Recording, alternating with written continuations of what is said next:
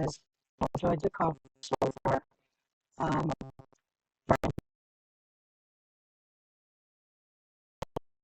And I am the media director at Connect Community Church, and so I'm basically just set everything up, and so I'm on hold, and I just also make sure what I'm running with, and so I program stuff for a living, so I like to do that kind of stuff, and so I use my talents to program stuff. There's no solution out there. So I love finding solutions to problems. If there's not a solution out there, try and figure out something. And so what we're going to be doing is we're going to be talking about Bitfocus Companion. And Bitfocus Companion is something that you use with the connection with Stream Deck.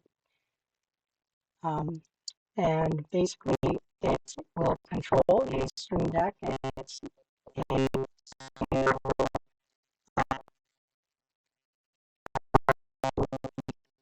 extend the Stream Deck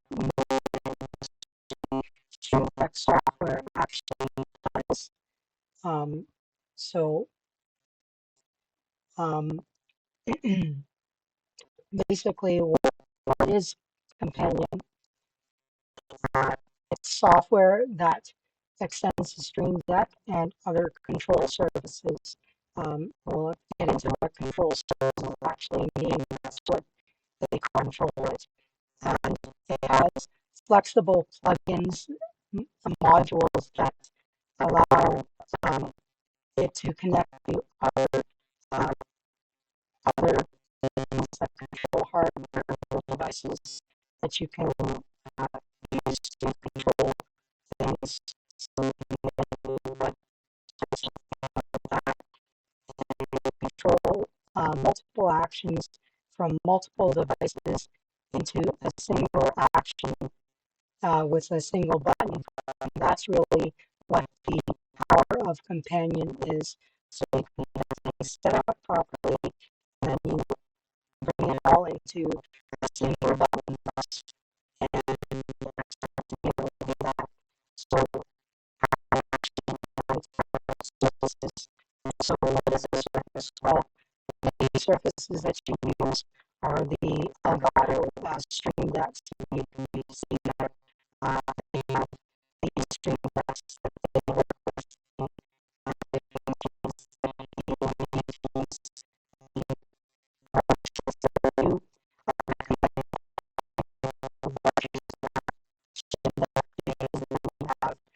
The buttons that all fit on the largest Stream Deck. It's the most expensive one, but it gives you the most versatility. It works with the pedal and also with the Stream Deck Plus. The Stream Deck Plus is kind of interesting because it's got the pedal that you can turn, and so that has some interesting ways to be able to leverage that. So there's those Stream Deck services, but then there's also other devices that you can use X keys, Loop Deck Live, and that kind of stuff, which are other devices that can get connected.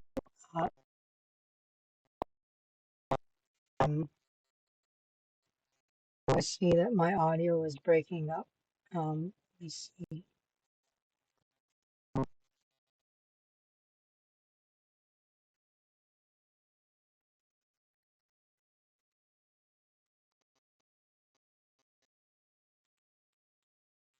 Give me one second.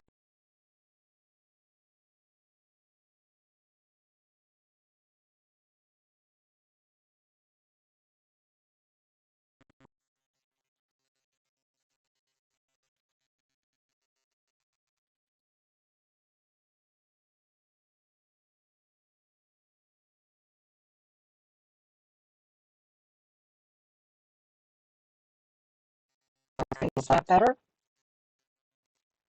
See if that,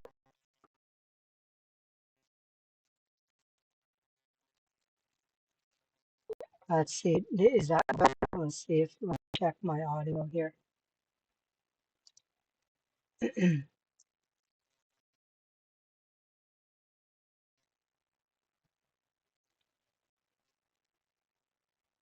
Hopefully that is working better. Okay, hopefully that will work better. My audio got switched away on that. Um, I will switch, turn that off. All right. You gotta love the technical issues. Anyways, where were we? So, yeah, the devices that you can use for, oh, are we still breaking up?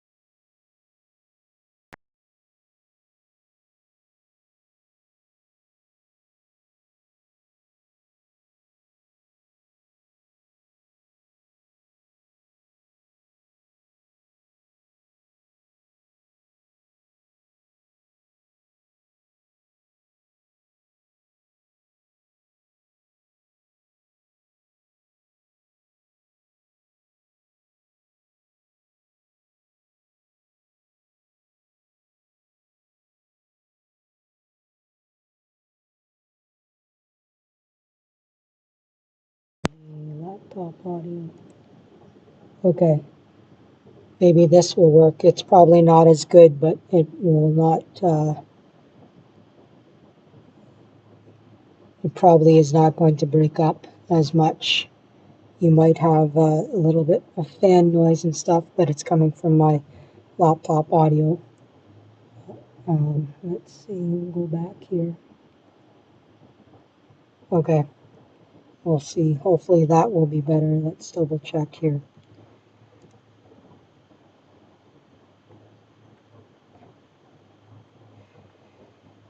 Okay, yeah, that definitely sounds better. Okay.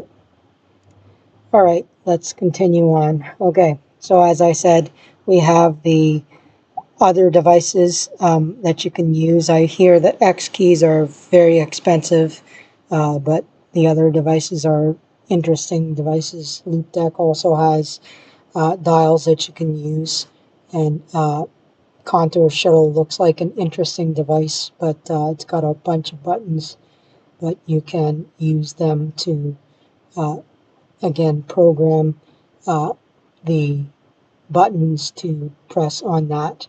So those are the surfaces that you would use to press.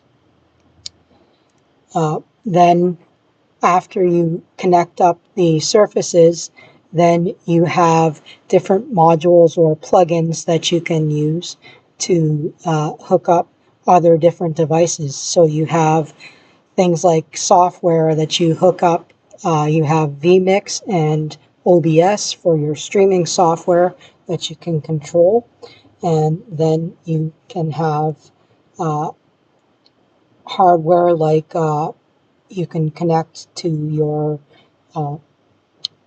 audio devices like Behringer, Allen and Heath, Yamaha devices for your digital mixing boards and things like that.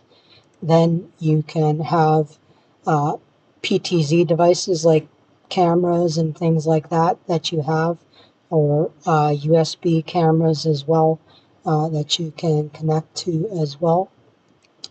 Then you have some more you can connect to software like Easy Worship and PowerPoint to be able to control them with button presses like that if you wanted to set those up. Then you can actually connect, you can use CASA devices, Eaton power devices and things like that, to be able to turn on and off devices and things like that. So you have different power devices that you can connect. Then you can also connect up various switchers and things like that, like the ATEM or devices like Roland, and you can basically set those up to be able to control those. So once you basically go in and create those, you will have all those devices connected up, and what you can do is create multiple devices can be controlled in sequence with different devices on, so you can basically do the add the switch, move the PowerPoint, and also switch to a different camera angle or something, all in the same button press. And so that's how you leverage the beautiful thing in a single button press. So basically, where do you actually install it? You basically can install it in multiple places, and there's lots of options there. So you can install it on your computer on Windows, Mac, or Linux, or you can put it on a Raspberry Pi, and that you would then connect your Stream Deck or one of the other control surfaces to for that. Or the interesting thing that I recently got involved with is you have Companion Remote, which is you would install that on the computer or a Raspberry Pi there, and then remote into that device, and so that you can actually control the Stream Deck or whatever surface over the internet and be able to do remote control of the devices there. And so that's an interesting thing. There's lots of different options about where you actually install the software, depending on the workflow that you have. So basically, how do you do it? What do you actually need to do to get started? You need to basically go and register on bitfocus.io/companion to register for an account, and then you go and you get the access to download the software, either the software that is installed on the computer or the remote companion option there to connect it. And then the next step is to actually connect your Surface device, either the Stream Deck or the other devices. And then finally, you set up your buttons and pages and navigations and triggers to be able to control that. So this is just an overview, and basically now we'll basically go and do some demos, and the rest of my presentation is going to be showing how I've set up Companion to go, and I'll give you a quick sample of what our stream actually has, and then I'll show you how I actually have set up Companion to use all this to be able to control our stream and leverage all of the hardware that we have to make our stream do the things that we do here. So I will show you the what our stream looks like here. So what can we take away from all of this? Well, first of all, the Bible is a book of prophecy and fulfillment. And we know we have a picture-in-picture system that allows us to move our camera over into various locations. One's in the upper right there, in the past, we see, and we have a mask that we can make to make it we know that right. It will get worse before it gets better. And so we have an information there, and there'll be another example where we can move it, and we have the screen at the back is what is shown on the front of the church. There is the PowerPoint, and then we actually have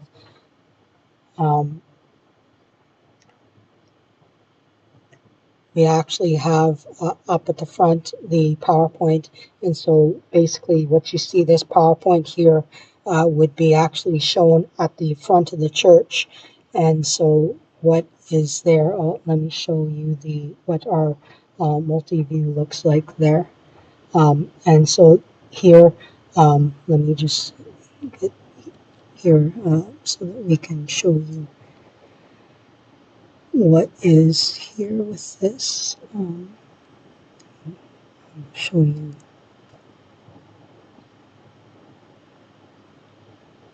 what the multi-view looks like here. So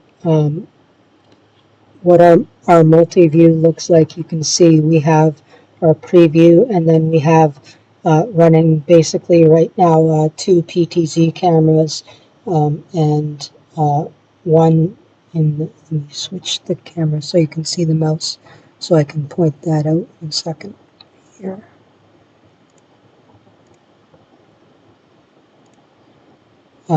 So you should be able to see the mouse on the screen here. So you can see we have our center camera here, and then our right camera here. And then you can see as well down in the bottom right is what our Stream Deck actually looks like. I'll show you what the actual Stream Deck looks like here. So that's the actual Stream Deck, but what I actually found, which is actually great, if you don't actually have a Stream Deck, you can actually have and they have a built-in emulator in Companion, and the emulator is pretty great to be able to test things out, but what is not great with the emulator is that you can't basically press 2 buttons at the same time. So if you go back to the emulator screen, you can see here, you can see what that looks like here, and it's basically the exact same thing as what is on the Stream Deck, and I can basically push buttons here on the screen, and it'll actually do the same as what's on the Stream Deck. So that's how the emulator works, but I can't basically push 2 buttons at the same time.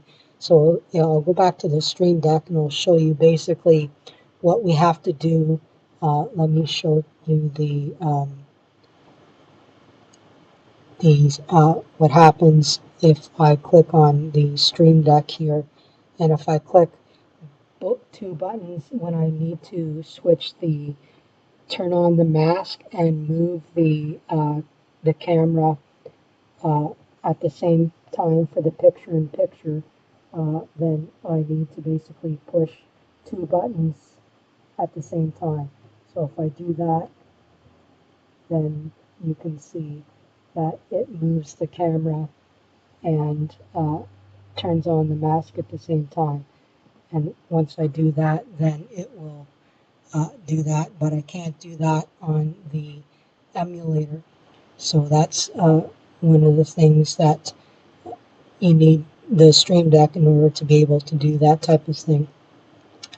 So I'm going to show you basically how you actually set this stuff up. So we use OBS as our streaming software, and we use a couple of plugins to be able to set up our picture-in-picture system.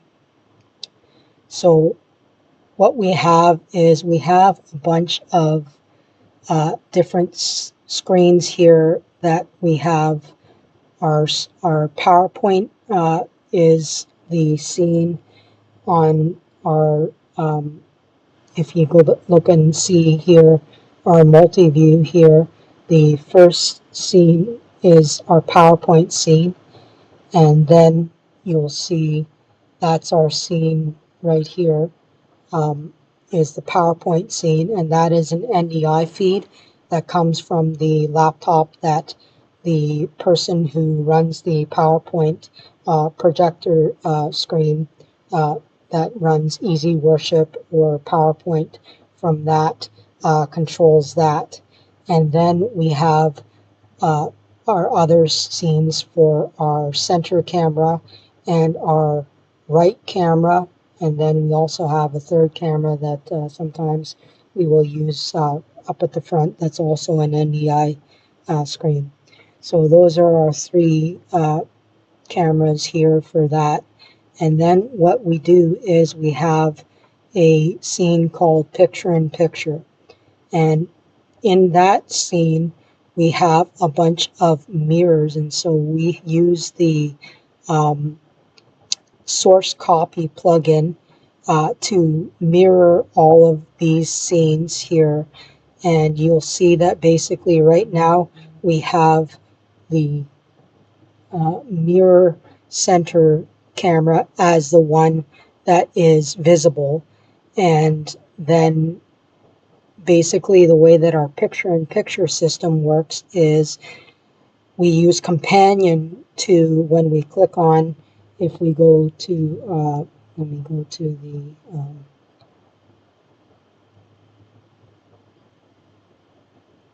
the, switch to the one here. When we click on the center PTZ or the right PTZ, what it actually does is go through and make sure that it turns on the appropriate, makes that proper source visible there. And so in order to do that, we basically just set up all of the source visibility on that. Now, the other cool thing that I was able to figure out, let me show you that thing here. If I go back here, how am I going to do that? Let me show you this, because you might need to see this. Okay, and then I need to switch this back to here. Okay, so you'll see here down the bottom, can you see the little icon right here where it says the stinger? What I can do is turn on the stinger. So if you turn on the stinger, then I can switch between the cameras and I can do a stinger transition on these. So just watch the preview when I switch between the cameras.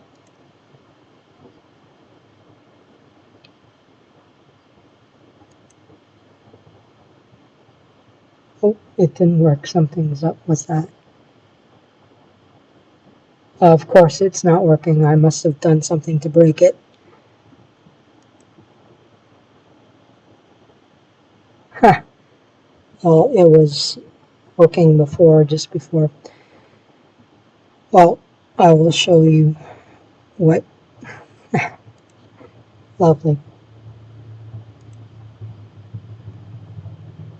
Okay. Anyways, I'll have to fix that. It had a star wipe between. You'll have to take my word for it, but I'll just show you basically how you can do that. I'll show you basically how we actually connect the devices in Companion.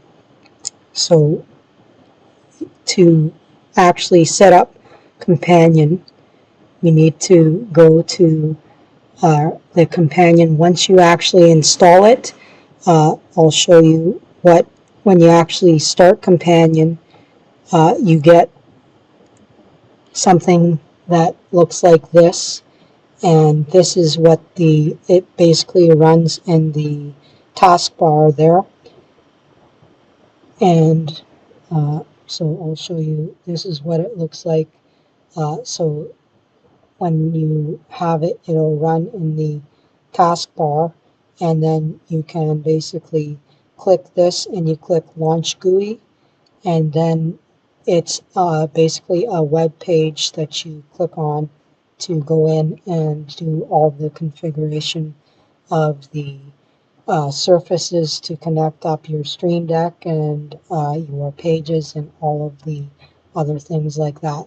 So you just log in there, and then here's our pages for all of our connections. Our connections are basically connecting again, like I said, to OBS. And then here we have our right camera and our center camera.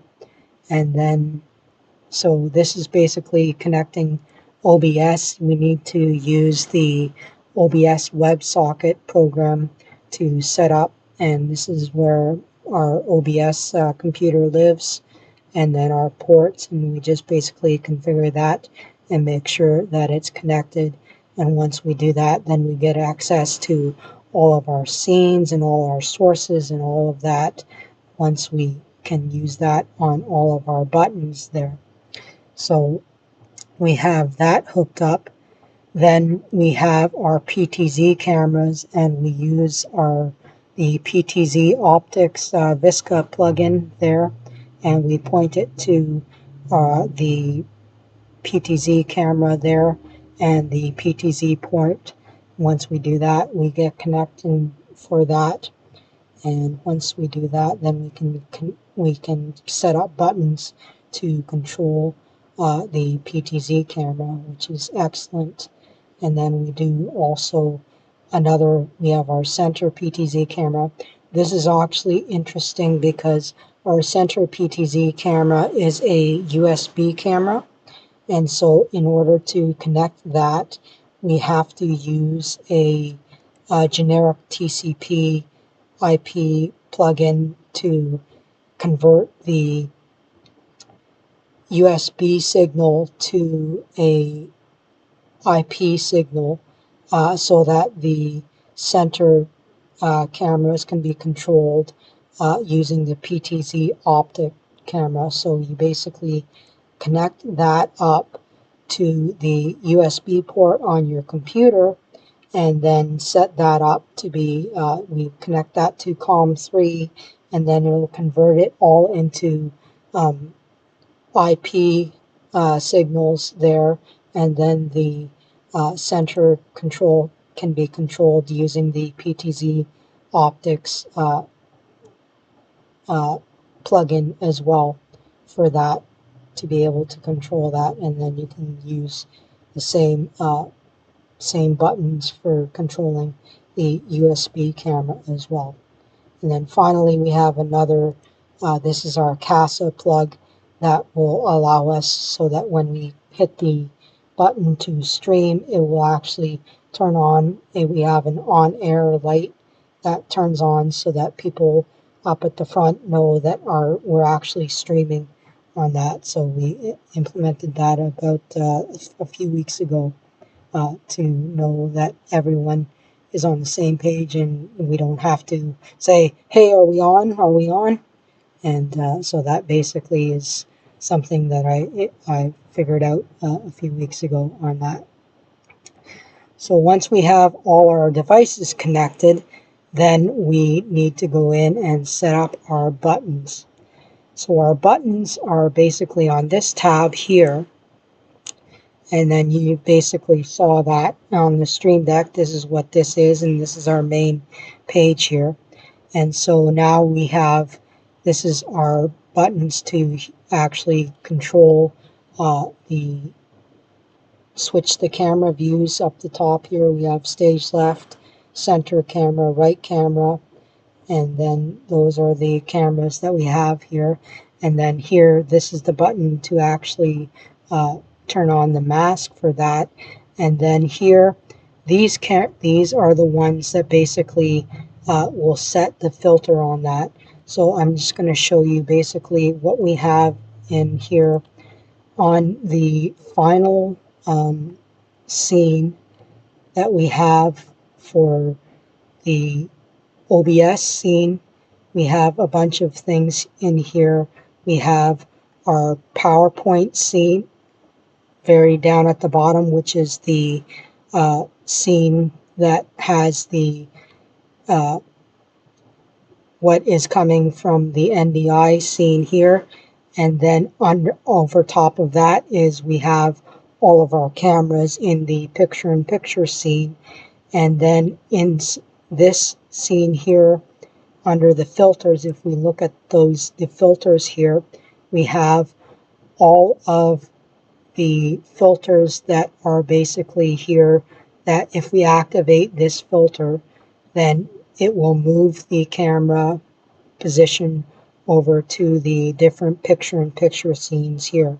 So this is using the OBS Move Source plugin. So if I click on that, then you can see it moves them to the different positions here. And then we have one that will actually move it to full screen there.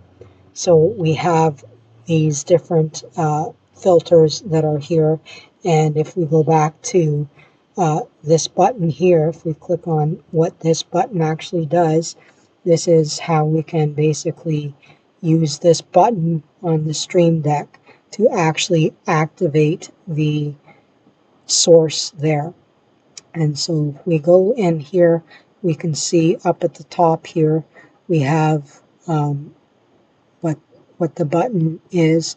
There isn't actually any text on the button here, but we've actually set a icon that I found, an icon pack where it looks like the position looks like that it's got a, it's in the top left and all of the different picture positions there. And so what we did, we've got the information there. And if I click on that, another tip that we have is if you hold the shift key down, you see how it turned red. And then if I actually click on this, then it will actually click on it to turn and actually click the button there. So if you're not actually using the emulator there, you can actually test the button very quickly using holding down the shift key, and then it will actually move things there. And you can actually see that if I switch to the multi-view, then it actually moved and click that. So if I click on that again, it will move it over to the different locations. I'm just clicking shift click on that to move things back. So that's another nice feature that they've built into that. So if we go back to here, we have the icons that are set there, and I will just show you basically how you actually set up a button here. So you can actually put in button text, or you can set up an icon here. And what we basically do is once we set that up, then we set up a step that we can do here. And for this one, we set a filter visibility on here, and that's going to be on the scene, the final scene. And then we set it to be, because this is the top right button, we're setting the top right there. Then the other thing that I like to do is I set a variable here for the that I created called picture-in-picture position, and I set it to top right. And the reason that I do that is so that I can have feedback, because the other thing that you can do on a button is you can have feedback. And so if you click on this feedback tab, then you can do things here on the feedback tab that has, you can change the background of the button so that when you're actually clicking on the button, then you can change what it looks like so that you can basically see if that button is actually activated, then you can change it so that it basically has a yellow background, etc. And so that's how you can use variables to create feedback and things like that. So if we click on the full screen, then you can see that full screen is now activated. And if we go back to the preview, then you can see it's now back to full screen on that. So that's how you can do that. And so basically that's how these buttons are set up for all of the picture-in-picture buttons here. And then the mask button is the same type of thing here, where you have the mask has just got a text button there, no icons or anything like that. And this basically is on the picture-in-picture source. It has a filter that is enabled for visibility here.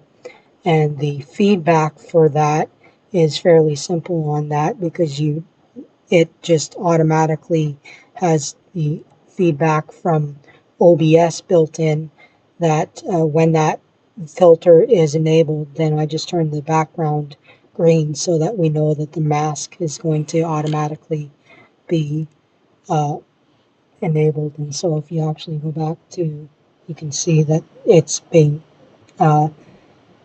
the mask is turned on. I'll just turn it off here, and then you can see that it turns on like that.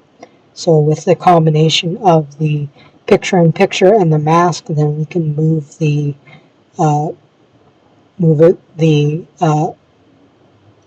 camera over to any position on the screen there.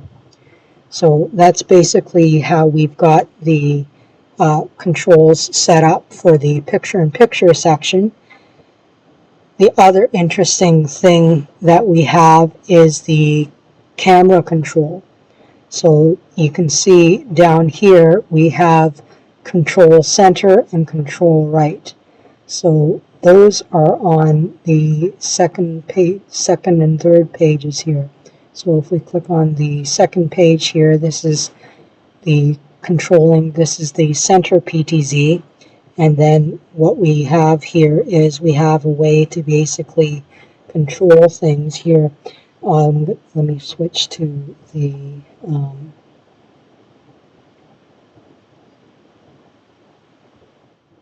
let me switch here so you can see here. This is the page to control the PTZ cameras here.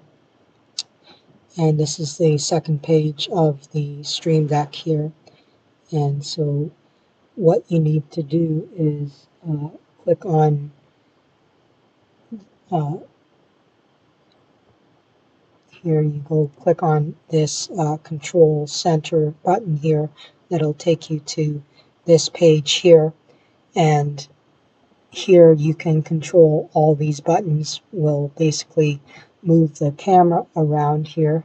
So if I actually I'll switch here, and then you can see if I move the camera around here, then you can see that it will move the camera around here if we need to move it.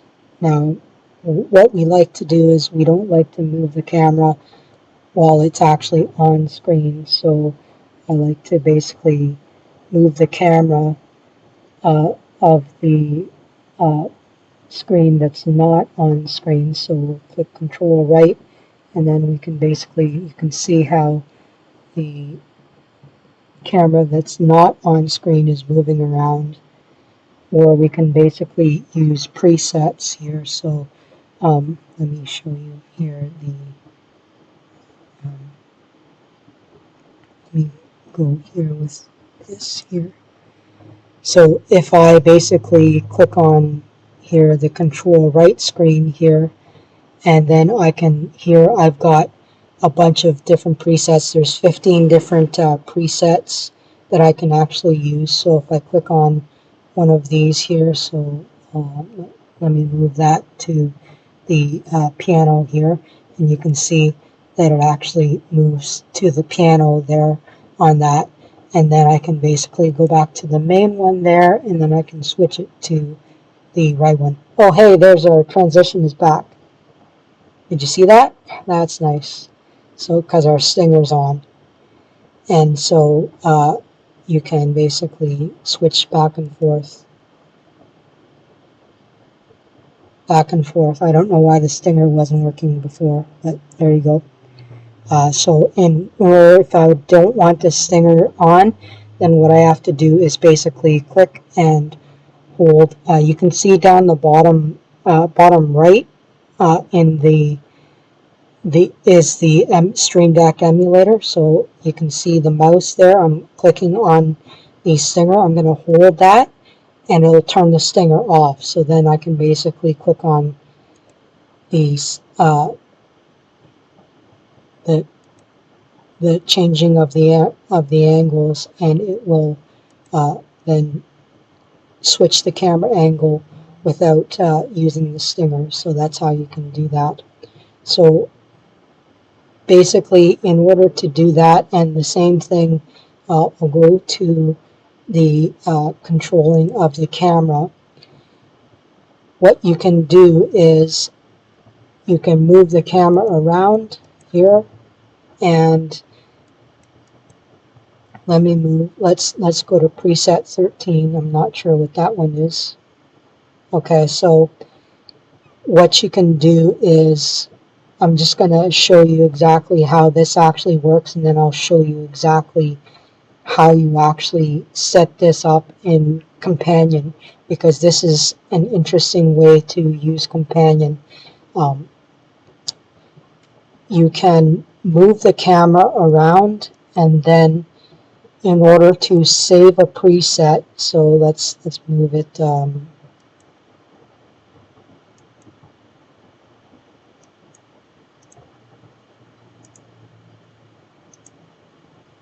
Okay, so now we want to save the preset. So what we need to do is we want to click on the preset 13, but we want to hold it down. Okay, and then once we hold the button down, then that actually saved the preset. So we can actually go to a different preset, and then we can click on the button again, and it'll save it there. So just clicking it once, and it will just go to the actual preset, but clicking and holding it will actually save the preset. And so that's how I figured out how to save the preset on the button by holding it down versus just clicking it on that. So let me show you how to do that. That's one of the ways that I was able to extend this so that we can actually use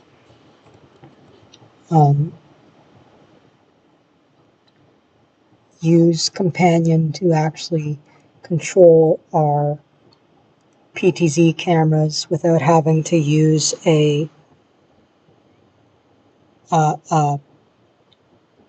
PTZ controller, which is there's benefits of using the PTZ controller, but it's also kind of nice to have all of the PTZ buttons sitting on the nice little 15 buttons that you have sitting here. I'm not sure if some PTZ controllers might have a bunch of buttons that you have right there, but we have all of the options to have at least 15 here.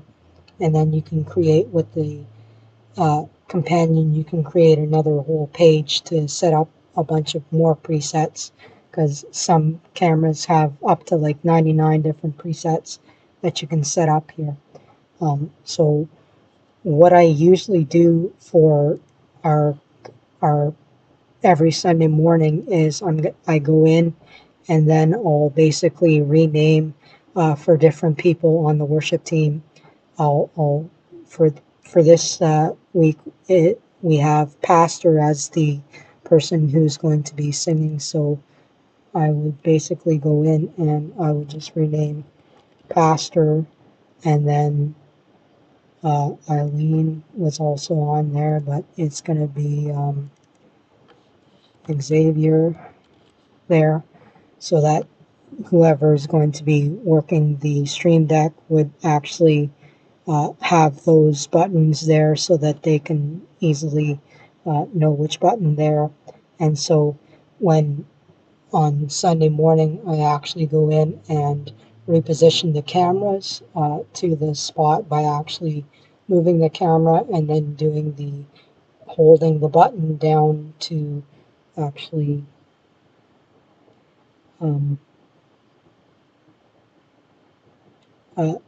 go ahead and set things up. There was a AJ asked if there was a smoother moving option. I think there's a way in some of the with PTZ optics you can adjust the one of the Visca commands is to change the preset movement. I haven't really set that. I think we've basically used the remote to set the speed that we're like comfortable with, but I think there's a way to basically do that, and if it's basically exposed by the plugin, and so you could basically set up a button on there to like change the speed. Like there's a speed up and speed down, but I think that's basically for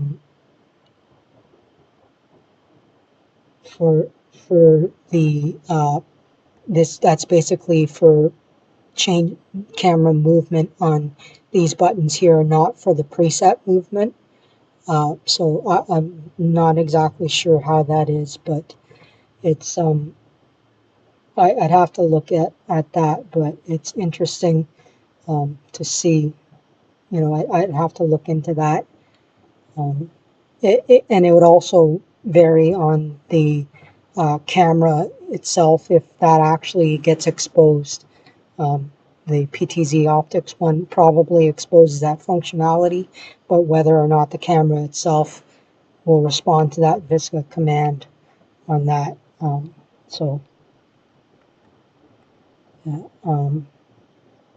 so basically, if we go to one of the camera preset buttons here, you click on this here, and then to actually program the button here, we look at the camera steps here to be able to do that.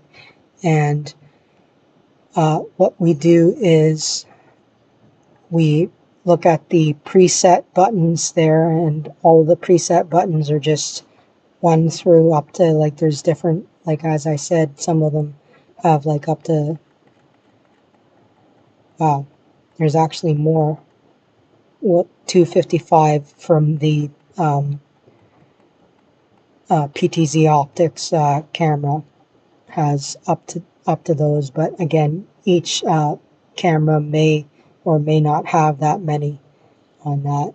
So that's setting that up, and then what you would do for that is, once you do, if you have a delay of 1050 milliseconds, then it, instead of actually moving the camera, it's actually going to save the preset camera. And so the if you do the release action and you don't have a delay, then it's going to go and move the camera. And so that's basically a way that I figured out how to, if you hold the button down for more than a second, then it will save the preset. Otherwise, if you just click it and release it, then it will actually move the camera. And so that's how you can use the button press to do 2 different basically actions on that. And so you basically use that for lather, rinse, repeat on all of these preset actions for this here. And then these actions basically for moving all the cameras, you just set those for the different actions here to move the camera. Now, on the center camera, let me go to the center camera here, or yeah, the center camera actually, because it's a USB camera, it doesn't have the up and left action, so I just made it there just because I wanted it to be consistent on that. but that button actually doesn't work properly. But the other thing that is interesting, and with you can, when you go and you can create, just go to a blank page, and with the you can click here, and then you can click presets here, which is a nice feature that they have here. So we can go to PTZ Optics for the right camera, and then you can go here and you can, oh cool, they have auto tracking. I just actually picked up a Fumaco camera that you can actually see. This Fumaco camera is the one that I'm using to capture me, and I was wondering about if there was a way to actually turn on the auto tracking, because I'm going to use that soon to put that in place. We're having an outdoor service on Sunday, and I'm going to use that for the outdoor service, and so we'll see about putting that in place. But they have different presets for different things here, and so we can click on the different here. So if we go into the pan tilt, then these are all of the different options that are set up here. So you can just basically click on this and then just move it into the spots here to quickly move things around here to set things up. And that's basically what I did for this page here, to set up all of that. The right PTZ camera, actually, I just set as the home button there, and I just renamed what that was. The reason I did that was so that when you're actually on that page, then people actually see what page you're actually on, so you know which camera they're actually controlling there. And so that's just something that I did there. And then, as I said here with the presets, then you have the feedback by creating the variable, and you set what the variable is when you're controlling that, so that you get feedback for which preset is actually set up there.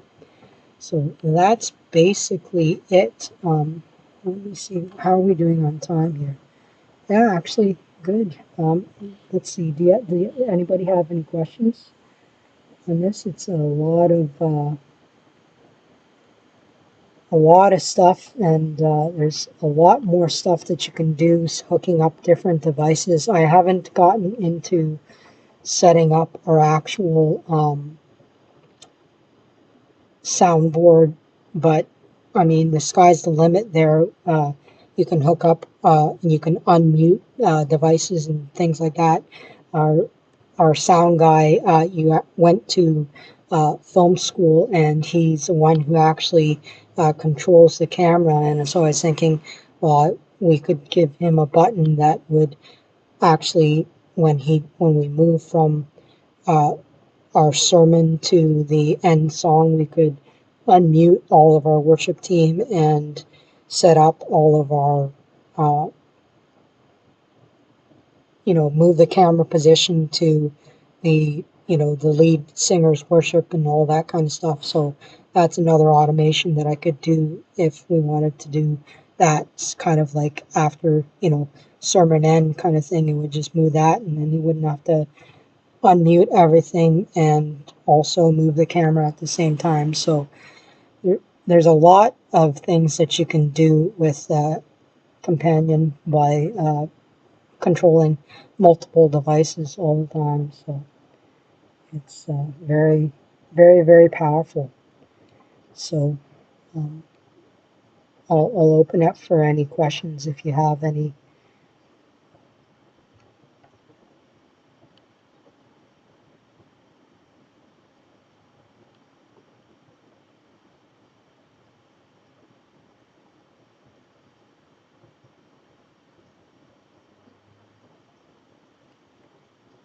I can maybe go through quickly how the transition works for the Stinger. That's fairly complicated, and what you have to do, especially when you have a Stinger of different timing, you have to basically click on that. So what this actually does is, depending on if the stinger button is actually activated, it has logic on that. So basically, if the activate stinger button is pressed, then it's going to go and click on a button on another page to actually click on that. So if the stinger button is pressed, I'll go and I'll show you on page number 99. This is stinger logic here. And so we have all of the buttons here. This is the actual logic here to actually change which button is, change which camera is visible. So if we look at this for the right PTZ, we look at this, and what it does is it basically, if this is for the one that is for the stinger, and so what it does is it's going to delay for 15 seconds, and then it's going to show the right stinger, and then it's going to hide all the other cameras that are there. Okay, so that's how that works. For the one that is not, when the stinger is not activated, then it's going to automatically show the right camera without a delay. And so that's the way that it works. And the reason why you have to have those two different options is because the stinger, I don't know if you're familiar with how stingers work in OBS. There's a spot in the stinger that you basically, well, let me show you basically on the screen here. Let's see where that is. Let's go to this one here, and let's actually turn on the stinger. Let's go to the main, turn on the stinger. Okay, so the stinger is going to be on, so let's switch the camera. So you see the white flash in the center, that's about 1.5 seconds in the screen, and then after that, then you want to switch to the other scene. And so that's how you need to watch, do 15, it's all in milliseconds, so 1500 milliseconds is 1.5 seconds. And so what I have is this stinger that goes through, as you figure out what that is, and then you can basically calculate that so that the stinger works. And then if I have a different stinger that I want to do, I'd figure out when that transition point is. It's the same kind of thing that you do for OBS when you create a stinger, what that actually looks like and when that transition point is, and then you calculate that. So if we go to this logic here, then you can see here we have that. Go back to the one here to show you actually what that looks like here. So we have the one that is the stinger. It has the one that is, it's going to wait for 15 seconds, or not 15 seconds, 1500 milliseconds, and then it's going to show the right camera, and the other ones are going to hide on that while the stinger is being shown on that. And so that is how that works. And then for the one that is the one that when the stinger is not active, then that is going to do it immediately.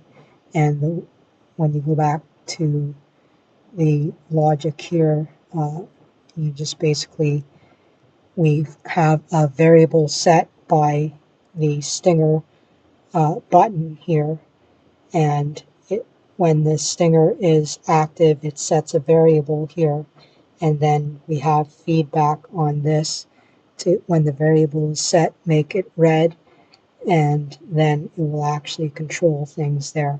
And so that's how you can set up the stinger and make the stinger nice and work. So that's how the stinger works. I didn't think I would get to that, but I did. So I think our hour's up. Is any, yeah, Darius says camera control works great, smooth for cameras. Use the component PTZ control. Yeah, there's a number of different PTZ controls. You can use Pelco control. You can use Sony Visca controls for that. I found that the PTZ optics control works well. Again, it's whether it's compatible with the cameras that you have. So you can try different ones and see if it will actually work nicely on that. Yeah.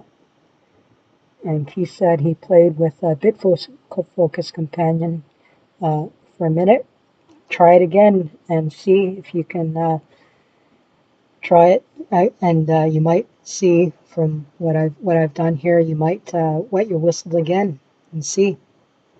Yeah, but I definitely it's very good to have a Steam Deck, even if you have one of the mini ones, or as I said, the larger ones give you more options. It's more versatile if you have the larger buttons on that. And the thing is, you can have multiple Steam Decks. So you could have the large Steam Decks, you could have the Steam Deck Plus with the buttons and things like that. The Steam Deck pedal, there's a couple of guys that I follow with that. And there's a guy that I was just watching, and he uses the pedal, and he uses Steam Deck remote to actually, he can use the Steam Deck to actually flash buttons on the Steam Deck if he needs to know that he wants to communicate with them using the talkback mic, and he set up an automation for that too. So there's lots and lots of things